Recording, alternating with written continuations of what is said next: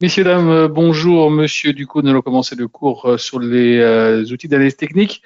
Tout d'abord, comme d'habitude, je vous demanderai est-ce que vous m'entendez, est-ce que vous avez le son et l'image? Normalement, là, vous avez un risque sur l'avertissement, donc évidemment, c'est normal de vous prévenir que on n'est pas sur un marché pour les enfants et donc il faut faire attention. Est-ce que vous m'entendez tous? Est-ce qu'il y a le son et l'image de votre côté? Vous avez un chat en haut à droite. Un chat en haut à droite, il y a un petit trait rouge, une flèche rouge qui vous permet d'y accéder. Si vous pouvez me répondre et me dire que tout est OK, ça me paraîtrait pas mal. Non, personne ne trouve le chat, pas pour l'instant. On va attendre une petite poignée de secondes que peut-être les radars... Ah, merci Féno. On commence dans 30 secondes. À tout de suite.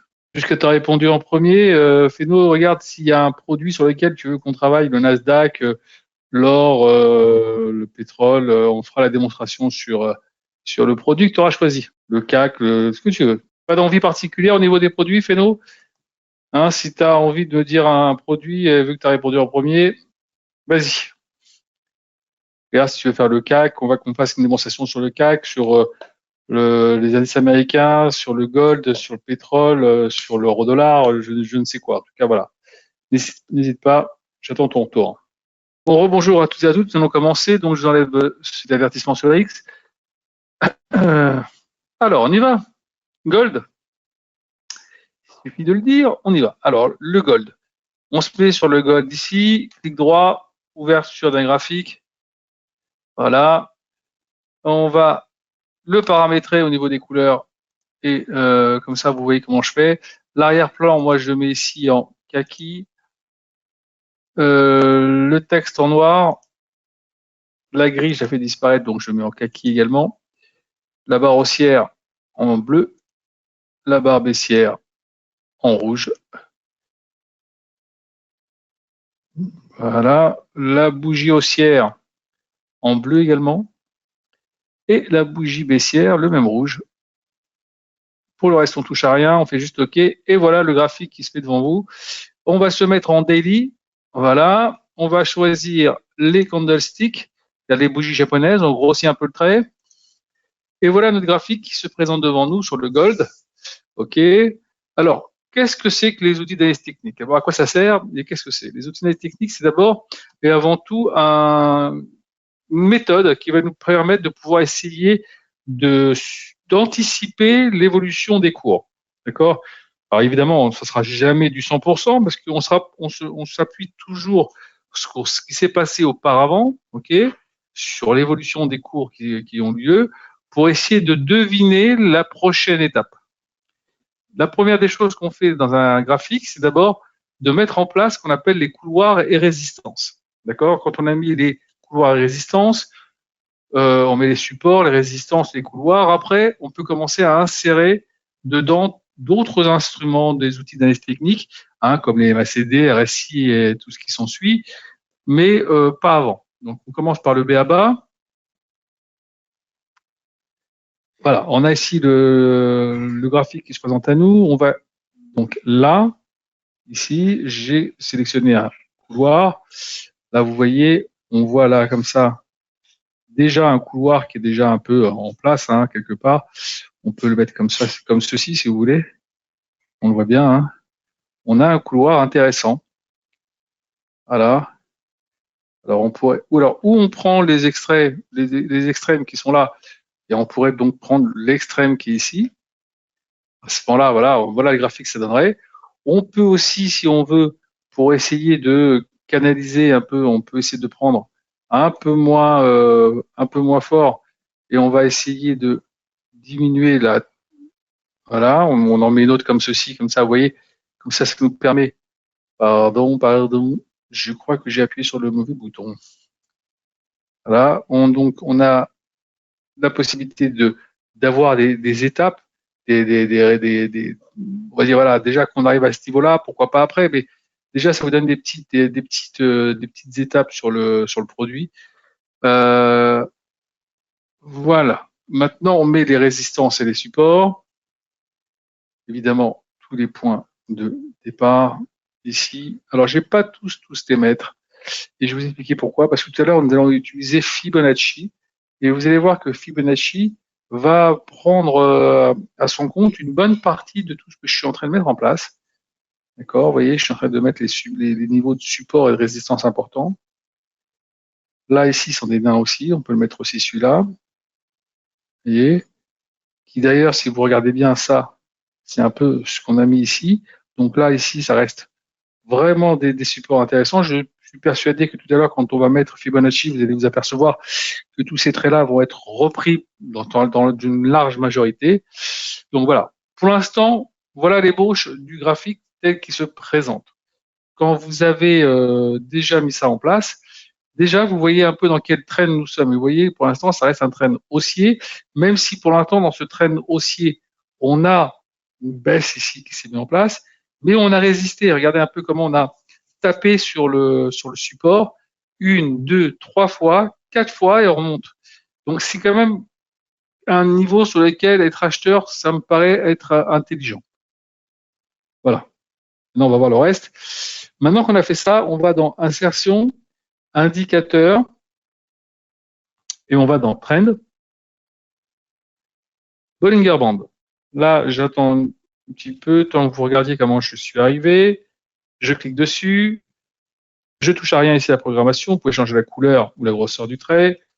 Et voilà les bandes de Bollinger qui sont là. Alors, qu'est-ce que c'est que les bandes de Bollinger? C'est ici une moyenne mobile de 20 jours avec des écarts types qui sont calculés par rapport à cette moyenne mobile et qui nous donnent la possibilité de se dire de quelle façon les cours vont bouger par rapport à la moyenne mobile, soit vers le haut, soit vers le bas. Auquel cas, on peut essayer de deviner que quand on vient taper le haut de la bande de Bollinger, on a des petits retours. Vous voyez, tac, on tape, retour. Ici, on tape. Alors, pas tout le temps. Regardez ici, par contre. Là, vous avez, quand c'est des mouvements importants de hausse ou de baisse, vous avez des fois des 2, 3, 4 bougies qui vont être successives sans avoir de retour particulier. Donc ça, c'est pour ça que les bandes de Bollinger ne se lisent pas seules. Elles se lisent, on va dire, allez, à 75%, vous aurez raison, mais pour les 25% qui restent, donc il vaut mieux avoir des compléments d'information que nous allons mettre en place tout de suite. Donc maintenant qu'on a mis ça en place, on peut aller dans insertion, indicateur, oscillateur, et on va sur Relative Swing Index. Je vous laisse encore le temps de regarder un peu comment on y arrive. Là, je clique dessus. Évidemment, je ne touche pas ici à la programmation. Comme je vous dis, encore une fois, la couleur ou la grosseur du trait, vous faites juste OK et vous diminuez un peu parce qu'il va y avoir d'autres éléments à mettre en place.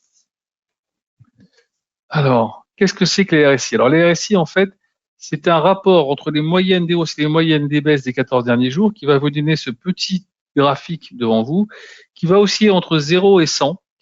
Et donc, comment ça se lit? Quand on est proche des 70, c'est qu'on est en surachat.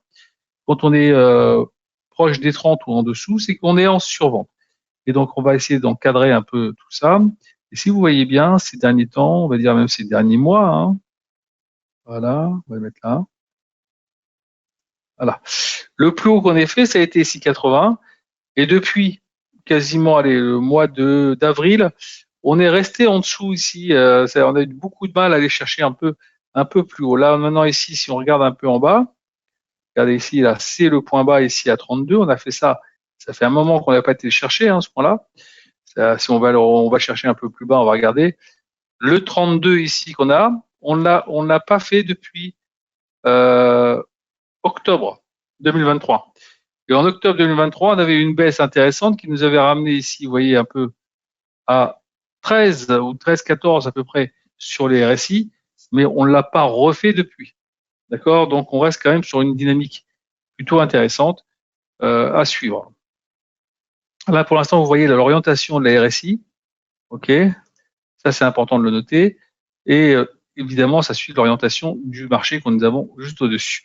Maintenant qu'on a mis ça en place, on va ici dans indicateur, oscillateur, et on va sur MACD. Je clique dessus, voilà, je touche à rien ici, hop, MACD, voilà. Alors, qu'est-ce que c'est que les MACD? Ce sont des moyennes mobiles exponentielles de 12 et 26 jours qui vont nous donner une lecture intéressante et surtout un peu différente des moving average normales, c'est dans les moyennes mobiles classiques, qu'on mettra tout à l'heure en évidence hein, pour voir un peu ce qu'il en est. Et alors, comment ça se fait? Vous avez ici les MACD en bleu et vous avez le signal. Quand on est au-dessus du signal marché haussier. Quand on commence un petit peu à avoir des MACD un peu plus courtes que les précédentes et qui forment cet arrondi, c'est déjà qu'on est en train de commencer à piquer du nez. Surtout quand on a passé en dessous, c'est que là, on a vraiment corrigé. Hop, on retourne à la hausse. Ici, on commence à avoir les MACD un peu plus longues à la hauteur. Hop, c'est reparti. Là, même chose, MACD un peu plus courte. On commence à former l'arrondi et là, ça redescend. Bon, pour l'instant, vous voyez ici, on n'a pas encore de figure qui se dessine. Donc, on va chercher, on peut très bien faire encore un petit plat ici avant de former un arrondi vers le haut. Donc, il va falloir surveiller ça de très près. Pour l'instant, pas de signal majeur. D'ailleurs, si vous regardez la RSI ici, on se retrouve être à peu près à 50 du milieu de marché et on attend de voir un signal qui se mettrait en place. D'ailleurs, ce signal pourrait venir dès demain à la lumière du livre beige qui va être publié. Je rappelle que ça donne les directions économiques des États-Unis pour les prochains mois et aussi quelques chiffres d'inflation, mais surtout les chiffres de l'inflation le plus important qui va tomber cette semaine, ça sera l'indice PCE très regardé vendredi par la Fed. La Fed regarde de très près cet indice-là. Il englobe un peu toute l'inflation qu'il peut y avoir dans le pays. Donc, à surveiller de très près. D'accord? Maintenant, une fois que j'ai mis ça en place, voilà, je peux rajouter ici dans insertion, hop, indicateur, oscillateur, et je vais sur stochastique. Stochastique, je fais juste OK, et les voilà. Donc, qu'est-ce qu'il nous raconte les stochastiques? D'abord, qu'est-ce que c'est que les stochastiques?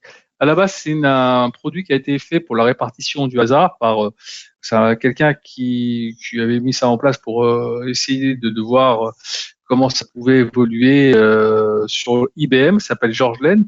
Depuis, tout le monde l'utilise plus ou moins, en tout cas régulièrement chez les traders. Donc voilà comment ça va se dire. Vous avez un peu comme sur les MACD, un signal et la stochastique. En vert, stochastique, en signal ici le signal rouge. Et donc, vous voyez, quand on est en dessous, marché qui baisse, d'ailleurs, il vient nous confirmer tout de suite, c'est un peu le début. Et là, vous voyez, on a décroisé, on repasse au-dessus du signal, ça va faire un peu comme ici, vous voyez. Donc, marché peut-être reparti à la hausse. Donc, attention ici, un marché qui pourrait repartir à la hausse. Ici, on pourrait peut-être avoir une MACD demain ou après-demain qui va être peut-être un petit peu plus long et peut-être un petit peu orienté vers le haut.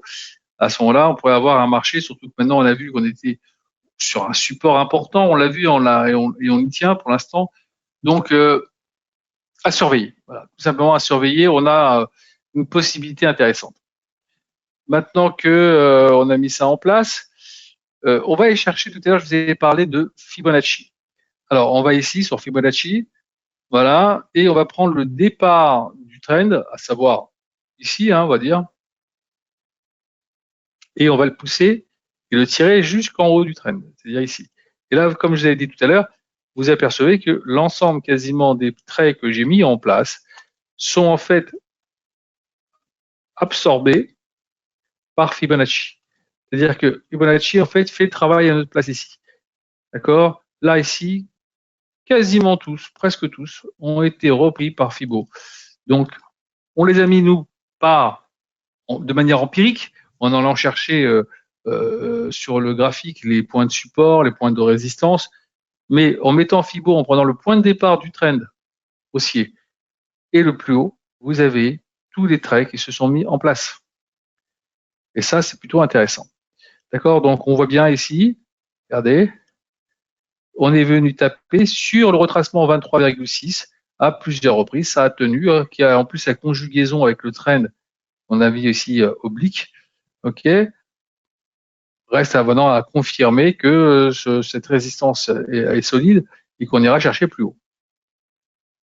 Si vous avez des questions, je rappelle que vous avez un chat sur le côté en haut à droite de votre écran, un trait rouge, une flèche rouge.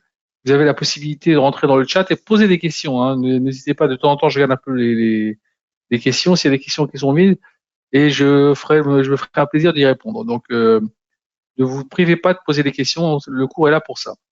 Il y a quelque chose que vous n'avez pas compris, hop, on y revient tout de suite. Alors là, on a mis pour l'instant, donc là, les Fibonacci, on retourne dans insertion, indicateur, On va ici dans Trend et on va sur Moving Average. Alors, Moving Average sur les moyennes mobiles. Alors là, on a la moyenne mobile à 200 jours, on va pouvoir la mettre. Et voilà, donc on est quand même très loin de la moyenne mobile de 200 jours, hein, qui se trouve être à 2100. Ok, donc on a quand même fait du chemin, comme on dit. Hein, 2100, on l'a pas vu depuis. Waouh, on l'a pas vu depuis ici, voilà. On l'a pas vu ici depuis novembre 2023. Donc voilà, on est quand même sur un marché extrêmement solide au niveau du gold. Hein. Donc maintenant, on va aller chercher insertion, indicateur, ici trend, moving average. Voilà, et là, on va prendre la 100 jours. Il y en a trois hein, qu'on va mettre en place. Les trois les plus regardées, celles qui nous permettent de voir un peu plus de détails sur le marché. Voilà la deuxième. Elle se retrouve être quasiment sur le retracement 50% de Fibo et qui se trouve être à 2210 à peu près 215. Vous voyez, on a des petites résistances intéressantes à surveiller ici. Évidemment, maintenant, on va aller chercher la troisième et dernière, parce que vous avez déjà celle des 20 jours avec la bande de Bollinger. Hein, je rappelle, moving average, et on va prendre la 50 jours. On va lui mettre une couleur, allez, un peu flashy, bleu comme ça, c'est pas mal. Si, voilà. Et voilà. Et donc, et en plus, vous allez voir tout de suite, on est pile poil dessus. Vous voyez, elle est quasiment conjuguée avec le support qu'on est là ici, et vraiment, on est vraiment en plein dedans. Donc, pour l'instant, ça a l'air de tenir sur ce support-là. OK. Le support ici, il a bien tenu ici. Il a tenu ici. On a essayé de passer en dessous, mais on est revenu au-dessus. Voilà. Donc, si ça tient bien, peut-être une possibilité d'aller rechercher plus haut. OK. Quand vous avez terminé de faire tout ça, OK, on pourrait rajouter plein de choses, hein, mais il ne faudrait pas non plus que ça devienne très compliqué à lire. Donc, je vous conseille de ne pas trop charger votre graphique, sinon après, ça va devenir une carte météo. Donc, vous allez ici, dans modèle, vous faites enregistrer le modèle, vous marquez le gold ici, et vous sauvez. Quand vous avez fait ça, vous allez voir ici dans le petit lexique ici qui est là, toutes les valeurs que vous aurez sauvées, ben, vous les aurez ici en onglet.